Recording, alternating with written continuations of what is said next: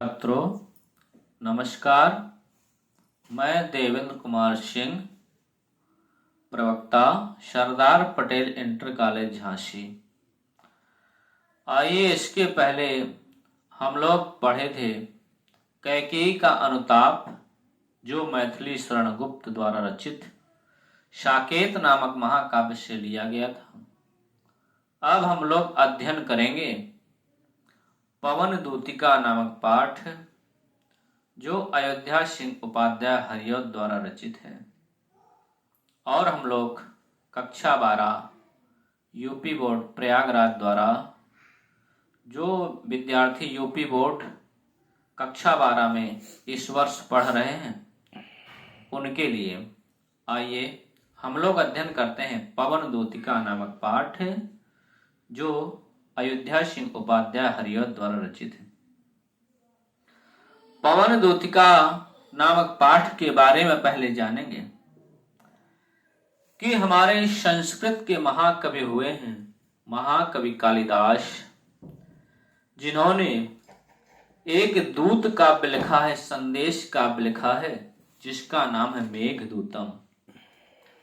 हेममाली यक्ष अपनी यक्षिणी के पास में मेघ को दूत बना करके भेजता है, संदेश भिजवाता है। उसी कल्पना को मेघदूतम की परिपाटी को मेघदूतम का ही सहारा लेकर के, आश्रय लेकर के अयोध्या सिंह उपाध्याय ने पवन दूतिका, पवन को दूत बना करके एक काव्य लिखा है। आइए हम लोग इसके बारे में अध्ययन करते हैं। श्री कृष्ण मथुरा चले जाते हैं, जिनके वियोग में राधा जी बहुत दुखित रहती हैं। बहुत दिन हो गए, श्री कृष्ण वापस नहीं आए, तो राधा जी ने पवन को दूत बना करके मथुरा श्री कृष्ण के पास में भेजा है, संदेश भेजा है।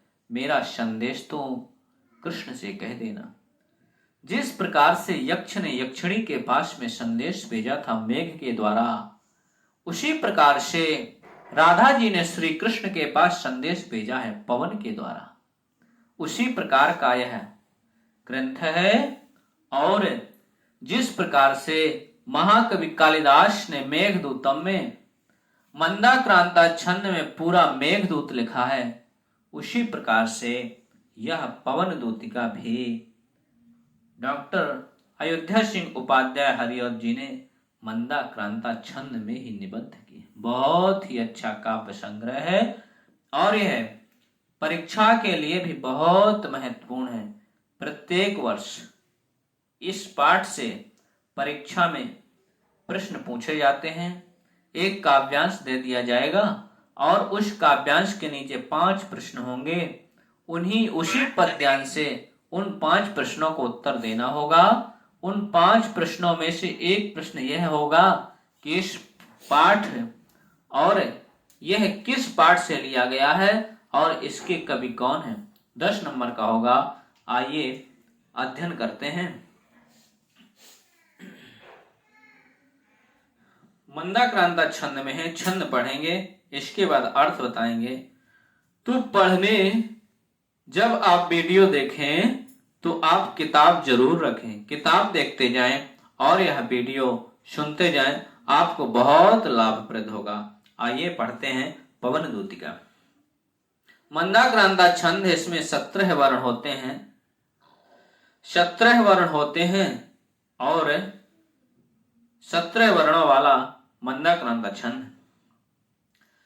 बैठी खिन्ना एक दिवस वे, गेह में थी अकेली, आके आंसू दृग युगल में, थे धरा को आई धीरे इस सदन में पुष्प सदे गंध कोले, प्रातः वाली सुपवन इसी काले वातायनों से। प्रातः वाली सुपवन इसी काले वातायनों से। हरिऔध जी कह रहे हैं, बैठी खिन्ना एक दिवस वे गेह में थी अकेली। राधा जी गेह माने घर में, बैठी माने बैठी थी, खिन्ना माने दुखी मन से, एक माने एक, दिवस माने दिन, वे माने वह राधा जी, और कैसी थी, अकेली थी। इसका अर्थ हो गया, एक दिन दुखी मन से राधिका जी घर में अकेली बैठी थी। आगे, आके आंसू दृग युगल में थे धरा को भिगोते। और दृग युगल, युगल माने जोड़ा, दृग माने लोचन, दोनों आंखों से आंसू आ रहे थे। और वह धरा, धरा माने पृथ्वी को, भिगोते माने गीला कर रहे थे, भिगो रहे थे। और राधिका जी की दोनों आंखों से आंसू आ रहे थे, जो आंसू पृथ्वी को भिगो रहे थे। आई धीरे इस सदन में, सदन का अर्थ होता है घर। राधा जी अकेली बैठी थी, उसी समय धीरे से उसी सदन में पुष्प सदगंध कोले। पुष्प माने फूल, सदगंध माने पुष्पों की गंध को लेकर के कौन आई? प्रातः वाली सुपवन। प्रातः वाली, सुबह वाली, सुपवन कहा, पवन नहीं कहा अयोध्या हरिऔध जी ने, सुपवन का, सुंदर पवन। वैसे प्रातः वाली पवन सुंदर ही होती है, इसीलिए हम लोग जब सुबह टहलने जाते हैं, घूमने जाते हैं, कितनी मधुर वायु आती है। तो उसी प्रकार से राधिका जी के घर में प्रातः वाली सुंदर पवन उसी काल, उसी समय वातायनों से आई। वातायन माने होता है झरोखा या खिड़की। इसका पूरे का अर्थ यह हो गया, एक दिन राधा जी घर में दुखी मन से अकेली बैठी थी और उनके दोनों आंसुओं में आंसू बह रहे थे, जो पृथ्वी को भिगो रहे थे। आई धीरे इस सदन में, उसी समय, काल माने समय, उसी समय, उसी घर में, राधा जी के घर में, जो पुष्प की सुगंधि को लेकर के प्रातः वाले, सुबह वाले सुंदर पवन झरोखों से आई। अब देखिए राधा जी क्या कह रहे हैं। अगला पद्यांश देखेंगे। संतापों को विपुल बढ़ता, देखे के दुखिता हो, धीरे बोली सादुख उससे, श्रीमती राधिकायो, प्यारी प्रातः पवन इतना, क्यों मुझे है सताती, क्या तुम भी है कलुषित हुई, काल की क्रूरता से। राधा जी बोली, उस सुबह वाली हवा से राधा जी बोली, संतापों को विपुल बढ़ता, देख के दुखिता हो, धीरे बोली सदुख उससे, श्रीमती राधिकायो। कौन बोली? अयोध्या सिंह उपाध्याय हरिऔध करें, श्रीमती राधिका। कौन बोली? राधिका जी बोली। और कैसे बोली? विशेषण बता रहे हैं, सा, वह राधिका जी धीरे बोली। वह राधिका जी धीरे बोली, शाह दुख माने दुख के साथ है, उससे उससे माने किससे, उस प्रातः वाली पवन से।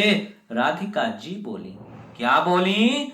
संतापों को विपुल बढ़ता देख के दुखिता हो। अरे प्रातः वाली पवन, तुम मेरे संतापों को देख करके, तुम मेरे दुख को देख करके क्या तुम दुखी हो रही हो? और प्यारी प्रातः पवन इतना, हे प्यारी प्रातः की पवन, प्रातः यानी सुबह की हवा इतना क्यों मुझे है सताती? मुझे तुम इतना क्यों सता रही हो? हे सुबह वाली हवा, तुम मुझे इतना क्यों सता रही हो? क्या तू भी है कलुषित हुई? क्या तू भी कलुषित हुई है? तू भी मलिन हुई है? तू भी दुखी हुई है इस काल की क्रूरता से? क्या तू काल की क्रूरता से, काल की यानी क्रूरता से, काल जो दुख उत्पन्न करता है, जो बुरा काल होता है, क्या तू भी उस काल की क्रूरता से दुखी हुई है? राधा जी कह रही हैं कि संतापों को विपुल बढ़ता देख के दुखिता हो। श्रीमती राधिका जी बोली कि हे प्रातः वाली पवन, क्या तुम मेरे दुख से दुखी हो? ऐ प्रातः वाली पवन, तुम मुझे इतना क्यों सता रही हो? क्या तू भी कलुषित हुई? क्या तू भी इस काल की क्रूरता से कलुषित हुई है, दुखित हुई है? अगला तीसरा पद्यांश देखेंगे। मेरे प्यारे नावे जलद से, कंज से नेत्र वाले, जाके आए ना मधुबन से, और ना भेजा संदेशा। मैं रो रो के प्रिय विरह से, बावली हो रही हूँ। जाके मेरी सब दुख कथा, श्याम को तू सुना दे। जाके मेरी सब दुख कथा, श्याम को तू सुना दे। अब संदेश से ले जाने को राधिका जी कह रही हैं। क्या कह रही हैं? जा ऐ पवन, तू जा और जाकर के मेरी सब दुख कथा, तुम यहां से मथुरा चली जा और यहां से जाकर के मेरी सब दुख कथा को किसको सुना दे? श्याम को तू सुना दे। तुम मेरी सब दुख कथा जाकर के श्याम को सुना देना कि वह राधिका तुम्हारे विरह में बहुत व्याकुल हो रही है, तुम्हारे विरह में बहुत दुखी है। और क्या कह रही हैं? मेरे प्यारे नव जलद से, कंज से नेत्र वाले, और मेरे श्याम कैसे हैं? अब श्याम का विशेषण बता रही हैं राधिका जी। मेरे प्यारे, वह मेरे प्यारे हैं। और नव जलद, जलद माने होता है बादल। देखिए बहुत बारीकियां होती हैं। जलद जिसमें दा लगा हो उसका अर्थ होता है मेघ है, जिसमें जलज लगा हो, जा लगा हो अंत में, उसका अर्थ होता है कमल। जा माने उत्पन्न होना, जल माने जल से, और एक होता है जलधि, जलधि माने होता है समुद्र। तो राधिका जी कहती हैं नव जलद, मेरे श्याम कैसे हैं? नए नए मेघ के समान हैं। और कंज से नेत्र वाले, कंज कमल की पंखुड़ी की से नेत्र वाले हैं कौन? मेरे श्याम। उनको तू जाकर के मेरी सब दुख कथा को सुना देना। और जाके आए न मधुबन, और कहां गए थे? मधुबन गए थे, लेकिन वहां से नहीं आए। और क्या? और न भेजा संदेशा। वह श्याम यहां से मधुबन गए थे, वह मधुबन से लौटकर भी नहीं आए और मेरे पास कोई संदेशा भी नहीं भेजा।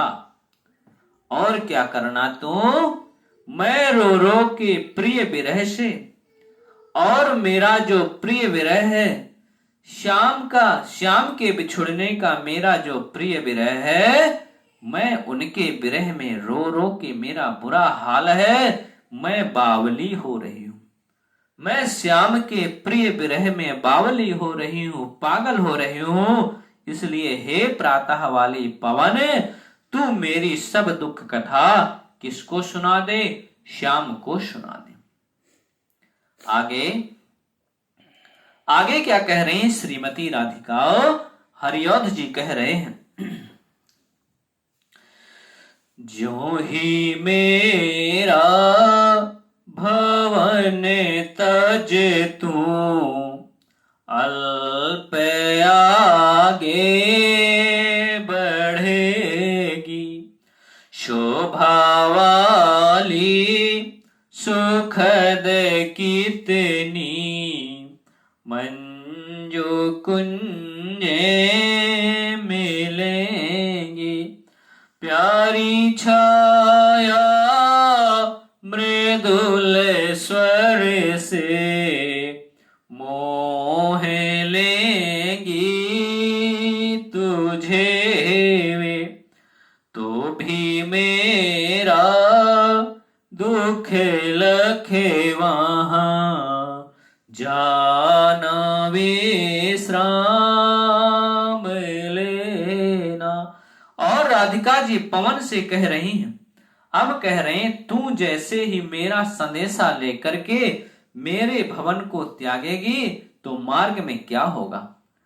जिस प्रकार से महाकवि कालिदास मेघ को दूत बना करके भेज रहे हैं, तो मार्ग का वर्णन कर रहे हैं, आगे तुम्हें क्या मिलेगा, कौन नदी मिलेगी। उसी प्रकार से राधा जी कह रही हैं, ज्यों ही मेरा, जैसे ही मेरा भवन तज, जैसे तू मेरा भवन तज करके, भवन को छोड़ करके तू अल्प माने थोड़ा आगे बढ़ेगी, जैसे ही मेरे भवन को छोड़कर तू मथुरा की ओर जाएगी तो थोड़ी आगे बढ़ेगी, त्यों ही क्या मिलेगा, शोभा वाली सुखद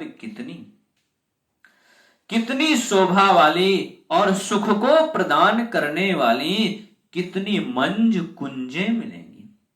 बहुत सुंदर तुमको कुंजे मिलेंगी, कुंजवन मिलेंगे। क्या होगा, प्यारी छाया मृदुल सुर स्वर से मोह लेंगी तुझे वे। हे पवन, उन कुंजों की छाया कैसी होगी, प्यारी छाया होगी। देखिए छाया कई प्रकार की होती है, वृक्ष तो होते हैं, लेकिन कुछ वृक्ष ऐसे होते हैं आप बैठ जाएंगे तो यह नहीं मालूम एहसास होगा कि ये छाया है कि नहीं। लेकिन कुछ वृक्ष ऐसे होते हैं आप गर्मी के तपन से व्याकुल हैं, धूप से आतप हैं, किसी अच्छे छायादार वृक्ष के नीचे जाएंगे बहुत आनंद आएगा। उसी प्रकार से राधा जी कह रही हैं, प्यारी छाया मृदुल स्वर से तुम्हें प्यारी छाया मिलेगी, और मृदुल स्वर से जब हवा से हिलती होंगी कुंजे तो मृदुल स्वर निकल रहा होगा, मोह लेंगी तुझे। ऐ पवन, तुझको वह मोहित कर लेंगी, और तो भी मेरा दुख लख वहां जान विश्राम लेना। तो तुम क्या करना, वहां पर सुंदर छाया होगी, मृदुल स्वर होगा कुंजों का, तू ऐसा नहीं करना। सुंदर छाया देखकर तू विश्राम लेने लगना, तुम वहां सो जाना। तुम मेरे दुख को ध्यान करना कि मुझे किसी का संदेशा भेजना है, संदेशा ले जाना है, तो भी मेरा दुख लख माने देखकर, दुख मेरे दुख को ध्यान में दे करके वहां तुम विश्राम नहीं करने लगना, अर्थात तुम वहां से चली जाना। आगे क्या कह रही हैं राधा जी, थोड़ा आगे सरस रवे का धाम सत्पुष्प वाला। अच्छे अच्छे बहुद्रुम लता वान सौंदर्यशाली। प्यारा वृंदा विपिन मन को मुग्धकारी मिलेगा। आना जाना इस विपिन से मुह्य माना न होना। और कह रही हैं, जब उस कुंज वन से तू आगे बढ़ेगी तो क्या मिलेगा? थोड़ा आगे। जब तुम थोड़ा आगे जाओगे तो सरस रव का, रस माने रसयुक्त, सरस माने अच्छा रसयुक्त, रव माने आवाज का धाम, सत पुष्प वाला, सुंदर सुंदर पुष्प वाला धाम माने स्थान तुमको मिलेगा। और अच्छे अच्छे बहुद्रुम, अच्छे अच्छे अनेक प्रकार के बहुत से द्रुम मिलेंगे। द्रुम का अर्थ होता है वृक्ष। द्रुम मिलेंगे और क्या मिलेंगी? लतावान, लताएं मिलेंगी, सौंदर्यशाली, जो बहुत सौंदर्य को प्रदान करने वाली होंगी, बहुत शोभा बढ़ाने वाली होंगी। और क्या मिलेगा? प्यारा वृंदा विपिन, प्यारा, बहुत ही प्यारा वृंदा विपिन मिलेगा। विपिन माने होता है वन, और वृंदावन संसार में प्रसिद्ध है, विश्व प्रसिद्ध है, सभी वृंदावन का नाम जानते हैं। आपको वृंदावन नामक वन मिलेगा, वृंदावन मिलेगा, जो मन को मुग्धकारी मिलेगा, जो मन को मोहित करने वाला होगा। ऐसा तुम्हें वृंदावन नामक स्थान मिलेगा। वहां से तुम आना जाना, उस वृंदावन से तुम आना और जाना, लेकिन इस विपिन से, विपिन माने उस जंगल से, उस वन से तुम मुह्य माना न होना। उस वृंदावन नामक विपिन से तुम मोहित नहीं होना कि मेरा संदेश लेकर के जा रही हो और वहां पर जाकर के तुम मोहित हो जाओ, ऐसा नहीं करना। जाते जाते अगर पथ में क्लांत कोई दिखावे, तो जाके निकट उसकी क्लांतियों को मिटाना। धीरे धीरे परस करके गाते उताप खोना। सदगंधों से श्रमित जन को हर्षितों सा बनाना। और क्या करना? जाते जाते अगर पथ में, आपको जाते जाते, पथ माने रास्ता, जब आप आगे जाएंगे तो जाते जाते अगर पथ में, रास्ते में क्लांत कोई दिखावे, क्लांत माने थका हुआ, कोई माने कोई, दिखावे माने दिखाई दे। जाते जाते, जब आपको जाते जाते पथ माने मार्ग में कोई दुखी व्यक्ति दिखाएगा तो क्या करना है? तो जाके सन्निकट, तो जाके निकट माने पास में, सन्निकट माने अच्छे प्रकार से उसके निकट जाकर क्या करना है? उसकी तुमको क्लांतियों को मिटाना है, उसकी तुमको थकान को मिटाना। अब आप इस प्रकार से समझें, जब कोई व्यक्ति गर्मी की धूप से व्याकुल होता है, तपा होता है, और यदि ठंडी हवा चल जाती है तो उसकी सब दुख तकलीफ मिट जाती है, उसकी तपन को मिट जाती है, उसी प्रकार से राधा जी कहती हैं, यदि तुमको मार्ग में कोई क्लांत व्यक्ति दिखावे, कोई थका हुआ व्यक्ति दिखावे, तो उसके पास में जाकर के तुम उसकी सभी थकान को मिटा देना। हम सुबह टहलने के लिए जाते हैं, किस लिए जाते हैं? ताकि हमारी सब थकान मिट जाएगी, सुबह की हवा मिल जाएगी, प्रसन्नता आएगी। उसी प्रकार से राधा जी कह रहे हैं, तुम उनकी क्लांतियों को मिटा देना। और क्या करना? धीरे धीरे परस करके, धीरे धीरे उसको स्पर्श करके गात उत्ताप खोना। परस माने स्पर्श, उसे धीरे धीरे स्पर्श करके गात उत्ताप खोना। गात माने होता है शरीर, गात माने शरीर, और उत्ताप जो शरीर का ताप है, धीरे धीरे उसके ताप को, उसकी गर्मी को तुम दूर करना, खो देना। और क्या करना? सदगंधों से श्रमित जन को। और प्रातः वाली पवन कैसी आई? सदगंध। जैसे इस प्रकार से समझिए, जैसे आपके आंगन में गुलाब का पेड़ लगा हो, गुलाब लगा हो और फूला हो, जब वो वायु चलेगी तो आपके पूरे आंगन में खुशबू उत्पन्न करेगा, महक उत्पन्न करेगा, वही सदगंधों वाली वायु है। तो तुम क्या करना? सदगंधों से श्रमित जन को, अपनी सुगंधित वायु से उस श्रमित जन को, उस थके हुए जन को तुम क्या करना? हर्षितों सा बनाना। उस व्यक्ति को हर्षित कर देना, प्रसन्न चित्त कर देना, ऐसा तुम करना। और आगे क्या करना? एक पद्यांश और देखते हैं, इसके बाद आगे का भाग बाद में देखेंगे, शेष भाग। लज्जाशीला पथिक महिला, जो कहीं दृष्टि आए, होने देना विकृत वसना, तो न तू सुंदरी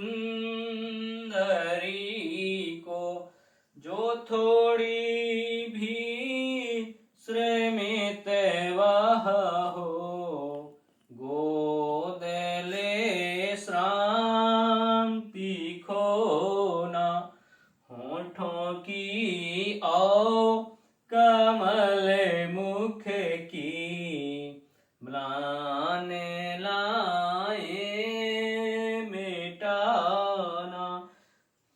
राधिका जी पवन से कह रहे हैं कि हे पवन,